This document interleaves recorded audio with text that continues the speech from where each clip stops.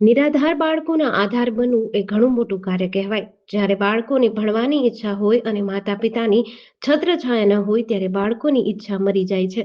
તેવામાં એક શિક્ષક નિરાધાર બાળકોના આધાર બની તેઓને ભણતર માટે મદદ કરતા બાળકોના મોઢે હરખ જોવા મળ્યું હતું.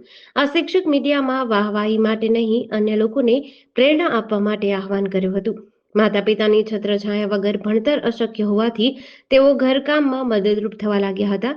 જોકે આ બાળકી ભણવામાં હોશિયાર તેમજ વધુ ભણવાની ઈચ્છા દર્શાવતા બંને ભાઈ બહેનને એકસાથે અમીરગઢ સર્વોદય આશ્રમ શાળામાં અભ્યાસ માટે બેસાડતા બંને ભાઈ બહેનના ચહેરા પર ખુશી જોવા મળી હતી. અમીરગઢ તાલુકાના સોનવાડી ગામના નિરાધાર બાળકોને અભ્યાસ સાથે રહેવા અને જમવાની સુવિધા મળી રહેતા તેમજ જ્યાં સુધી ભણવું હોય ત્યાં સુધીનો ખર્ચ અમીરગઢ સીઆરસી મનોજભાઈ પ્રજાપતિ દ્વારા ઉપાડવામાં આવ્યો હતો. મારું નામ કરાડી અનીબેન ધર્માભાઈ છે. હું અહીંયા આવી એડમિશન માટે મારા ભાઈને એટલે મને સિયાસી સાહેબ મનોજભાઈ મળ્યા. પછી કીધું કયા ધોરણમાં એડમિશન લેવાનું છે. મેં કીધું 7મામાં. મને કીધું સાહેબે તું કયા ધોરણમાં ભણે છે. મેં કીધું 9મું પાસ. પછી મારે મમ્મી પપ્પા ન હતા એટલે સાહેબે મને મદદ કરી હતી. મારે ડૉક્ટર બનવાનું સપનું છે એટલે સાહેબ પૂરું કરશે. સુવિધા પણ હું પૂરી કરું. અને મેં કીધું તારે ભણવું છે બેટા, તો બેને બેબીએ મને હકારમાં વાત કરી કે હા મારી ભણવાની ઈચ્છા છે. મેં કીધું ચલો તો તને ભણવાની તારી પણ વ્યવસ્થા કરીએ અને આ ભાઈની પણ વ્યવસ્થા કરીએ. તો બંનેને એક જ કેમ્પસમાં 2 શાળાઓ ચાલે છે, આશ્રમ શાળાઓ.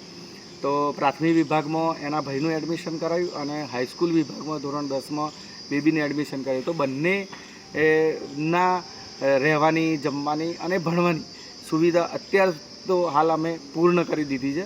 અને એને જે કંઈ જરૂર હોય એના અભ્યાસ માટે અને એને જેટલું ભણવું હશે આ બંને બાળકોને એ હું પૂરા કરીશ. મેં આ બંને બાળકોને મારા દીકરા અને દીકરી તરીકે દત્તક લીધા છે અને આ બધી જ જવાબદારી એમની હું રાખવા તૈયાર છું. અને આજે જ્યારથી એમને મેં કોન્ટેક્ટમાં આવ્યો છું ત્યારથી એમનો સતત સંપર્કમાં છું અને એમનું એડમિશન મેં કરાવી દીધું છે. અને અત્યારે હાલ આપણે જે ઊભા છે એ આ શાળાનું કેમ્પસમાં હાલ અત્યારે હાજર છે. અને આ બંને બાળકો અત્યારે અહીંયા રહેવા આવી ગયા છે.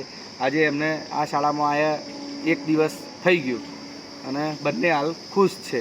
બેબી પણ અત્યારે આપણી જોડે જ છે. તો બેબી પણ એને પણ રાજી છે કે મારે ભણવાની ઈચ્છા હતી અને મને જે તમે મોકો આપ્યો સાહેબ એટલે તમારો ખૂબ ખૂબ આભાર, એવું મને બેબી કહે છે. એમ મારો આભાર માનવાની તો મારી બરાબર છે, પણ મારું જે કર્મ છે, મારે જે કામ કરવાનું છે, હું એક શિક્ષક તરીકે જો આવા બાળકોને જો મદદ ના કરી શકું તો મારું કર્મ હું છૂટી ગયું કહેવાય.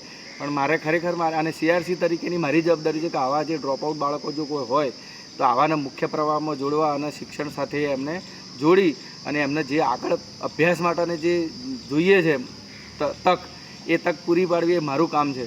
અને ખરેખર ભગવાને કદાચ આ બંને બાળકોને મારા માટે પ્રસાદ તરીકે મને આપ્યા છે એ એવું સમજી અને આજે હું એમને તમામ ખર્ચ ઉઠાવવા માટે તૈયાર છું.